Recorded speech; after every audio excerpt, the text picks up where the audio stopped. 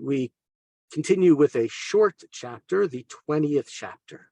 Bishnat bo tartan Ashtoda, bishlach oto Sargon melech Ashur ve'elachem ba'Ashdod v'yal ki da.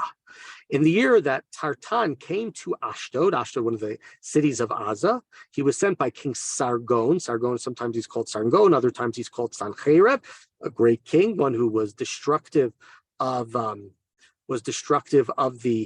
nations around him. Defeated, he was the one who exiled the one who defeated the northern kingdom, the one who attacked Yerushalayim and ran away. And so this is a few years, it appears, maybe the 715, 713, 717, 712. This is a few years before his destruction of during the time of Chizkiyahu. That's when this is happening. So this is about 15, 20 years later, the prophecy of the previous chapter.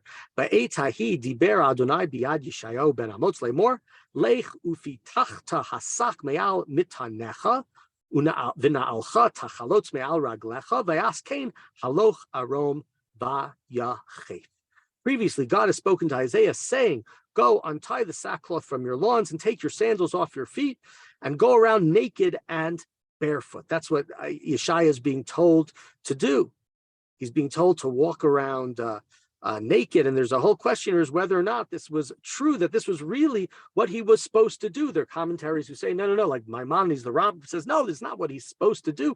He got it prophetically through a dream. In the same way that we'll learn the book of Hosea, Hosea is told to go and sleep with a prostitute and have a child and name the child, similar like Yeshayah, named children, right? Named his children, the remnant, named his child, the Sar Shalom, the officer, the minister of peace, named his child, named a child over about the idea that, very soon Bnei Israel will get the loot. So Hosea is going to be told to do that as well. So there are those who explain this and understand and say, yeah, that's exactly what he was supposed to do. He's supposed to do it literally, and he's supposed to go out. There are those who sort of, like Rashi says, he's not going out actually naked. He is like worn clothing and it's tattered, and maybe you see a little of his chest and you see a little more of his legs than you usually would. So there's a question here whether or not this is literal, whether it's figurative, whether he sees it in a vision and doesn't actually do it. But the idea is supposed to be symbolic. Vayomer Adonai, kasher alach avdi Yeshayahu arom v'yachev shalosh shanim ot umofet al Mitzrayim v'al Kush.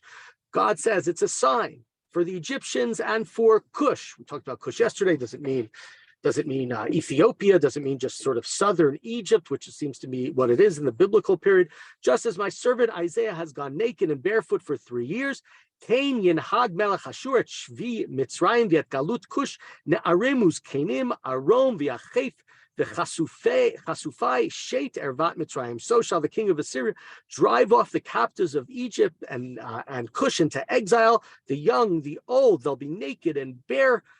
Their rear ends will be showing to the shame of Egypt. So this is going back, presumably before the Egyptians accept God, as it says in the previous chapter, that they're going to be led away naked. They're going to be led away with nothing. That this previously a glorious empire is going to be led away in full embarrassment. That's the way that they're going to be led away. V'chatu v'voshu mikush mibatam umin Mitzrayim tifartam, and they'll be dismayed and chagrined because of Kush, the hope of Kush and the boasting of Egypt, right?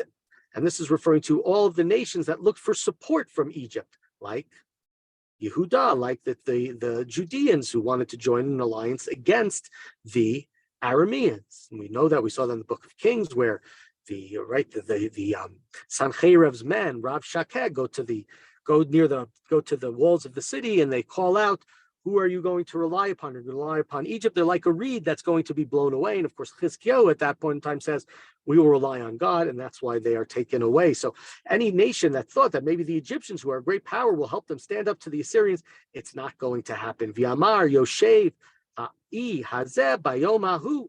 And in that day, the dwellers on the coastlands, perhaps referring to the Gazans, Hinei chomi batenu asher nasu sham la'ezra linatzeh melech Ashur ve'ech nimlat anachnu. If this can happen to those we look to whom we fled for help from Assyria, how ourselves will we possibly escape, right? We thought the Egyptians were going to come to our back, but look, the Egyptians have been defeated and defeated handily and embarrassed, and they're walking around naked, symbolic of the fact that they are nothing and they have nothing.